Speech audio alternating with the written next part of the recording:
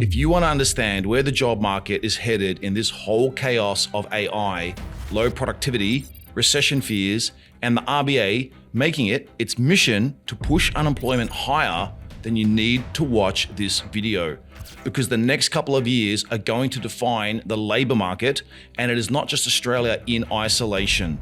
The whole world is now worried about the future of jobs, financial security, and whether the work people trained years for will even exist in the same form 5 years from now.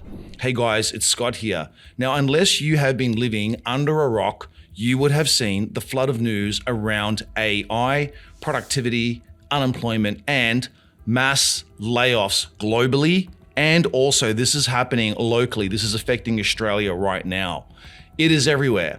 Every second headline is telling you AI is coming for your job. Productivity is collapsing. Companies are cutting people, and the economy is getting weaker. And to be honest, a lot of it is fear-mongering, because if they do not tell you that you are about to lose your job in 6 months, they do not get the click. So a lot of it is clickbait. So sifting through the whole thing is extremely difficult. So I thought, let me actually sit down, go through all of the reports, all of the information, go through the layoffs, go through the data, and tell you what is really happening statistically. Not the hype, not the panic, not the opinions, just the actual trends and the numbers.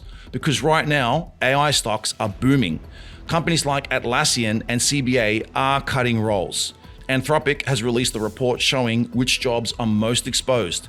Jim Chalmers is suddenly talking about productivity like it is a national emergency, and the RBA is still raising rates into a weakening economy. So the big question is obvious. What happens to jobs from here? What is the future of work? Are people actually going to lose their jobs to AI? And what do you do right now to protect your future and the future of the people you care about? That is what this video is going to be about. Now, before we get into it, I cover policy, economy, and property every single day, so you can stay ahead of the curve and know what is happening with your money for the people that you care about. So hit subscribe, hit the bell icon, and let's get into it. Guys, let me make this super clear. Right now, there are 3 forces changing the labor market at the same time. Number 1 is AI. Number 2 is falling productivity and a weaker economy. Number 3 is companies offshoring work anywhere they can get the same output for cheaper and spend less money. Let's start with AI. For the last 2 years, we have been hearing that AI could replace 300 million jobs globally. That was Goldman Sachs. At the time, a lot of the people brushed it off like it was some distant future problem, nothing to worry about now. Well, it is not distant anymore. It is here.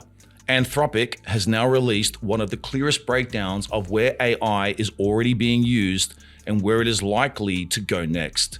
And the chart that has been doing the rounds is honestly extremely confronting. Because if you look at the jobs with the highest observed AI use right now, they are office and admin, business and finance, computer and math, and education-related work. In other words, the jobs that were supposed to be safe, the white-collar jobs, the university jobs, the ones people went into debt for. That is the part a lot of people still have not fully processed. It is not the tradie with the tools who is first on the chopping block. It is the analyst, the coder, the junior lawyer, the admin worker, the support worker in an office, the graduate in a corporate role doing process work, writing briefs, doing summaries, handling spreadsheets, preparing reports, doing repetitive thinking work. That is where AI is going to hit first and is hitting first right now. And you can already see it in the real world. Atlassian cut around 1,600 jobs as it restructured around AI. WiseTech said bluntly that the era of manually writing code as the core act of engineering is over. It is done, and it has moved to acts around 2,000 roles over time. CBA cut roles in technology and other areas while building what it calls an AI-ready workforce.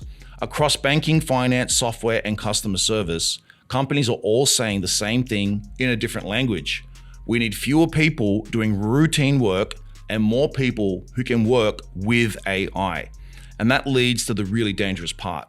AI does not just threaten jobs, it threatens inequality, because the people who own the companies, own the systems, and know how to use the tools will get faster, leaner, and richer, more profit. Why is all of this information being collected? What's the goal here?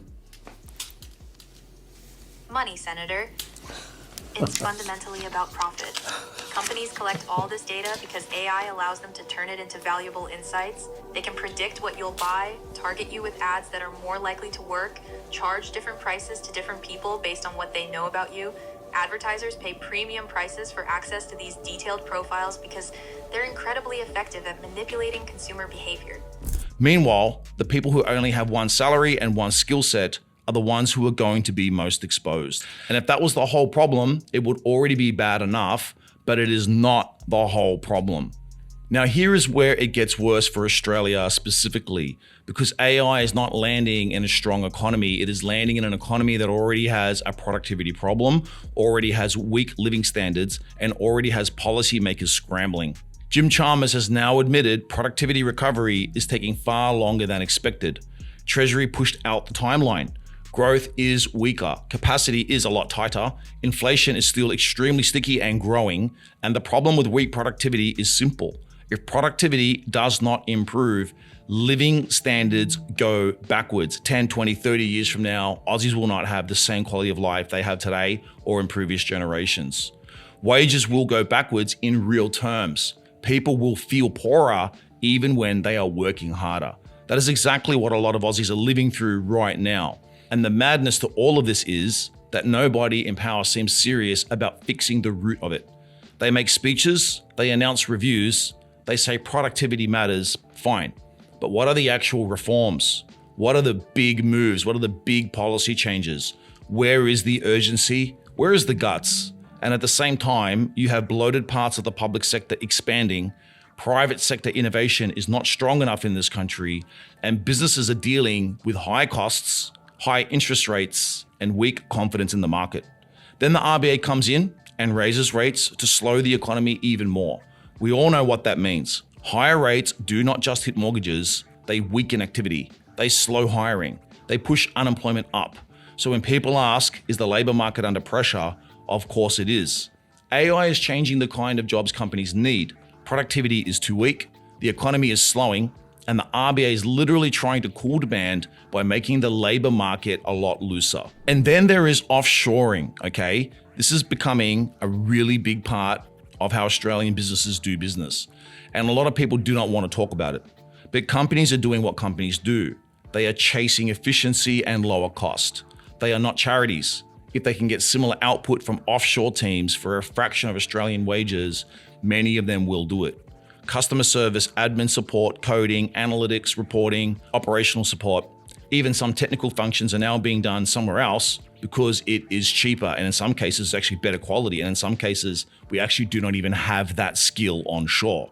So when you stack all of this together, that is the real story. It is not just AI. It is AI plus weak productivity, plus a softer economy, plus offshoring.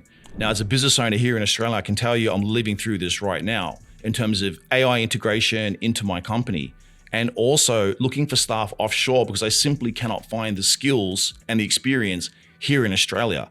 And in a lot of cases, I can get the work done offshore for 10% to 15% of what I'd have to pay a local. Now, of course, I love Australia and I want to support Australians, but at the same time, I want to deliver my services at a cost-effective rate for my members and my clients. So as a business owner, I am attracted and do have the focus on AI and also offshoring where it makes sense. But I'm going to share with you now the bit that nobody tells you properly, because not all of the panic is real. So let's take a look at this. Now let me calm this down a bit, because this is where nuance does matter. Not every layoff is because of AI. A lot of companies are bloated. A lot of them overhired. A lot of the management teams are slapping the word AI on restructures because Wall Street loves it and investors reward it. They want to hear that in the company announcements. Even in the US, there is now a big debate about AI washing, where companies blame AI when the real issue is cost cutting, slower growth, or too many management layers. So no, I do not think every white collar job disappears tomorrow. I do not think everyone is jobless in 2 years. And I do not think this is some clean overnight replacement where one bot wipes out the whole department. It is more uneven than that. and slower than that.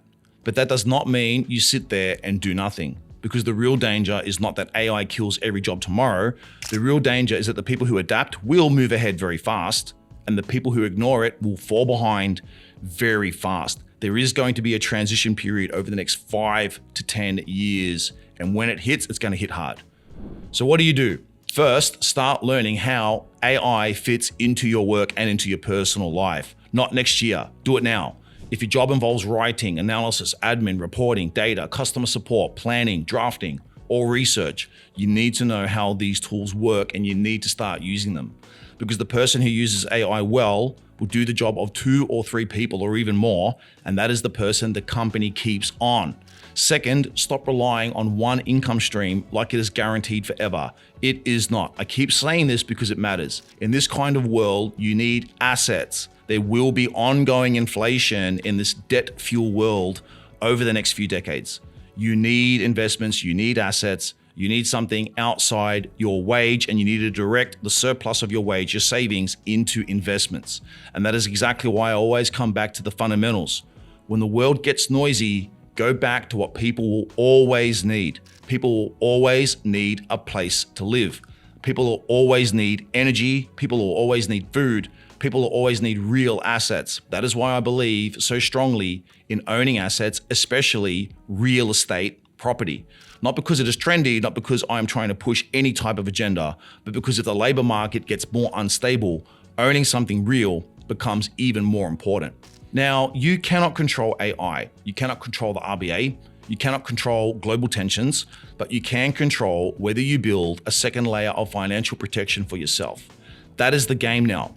Adapt your skills, diversify your income, own assets, prepare for a world that is changing faster than most people actually realize. So that is the truth. Yes, AI is changing the job market. Yes, productivity is weak. Yes, unemployment risks are rising. Yes, companies are cutting, restructuring, and also offshoring. But no, this is not a signal to panic. It is a signal to wake up and be conscious about it. Because the people who do well from here will not be the people who sit around hoping the system protects them.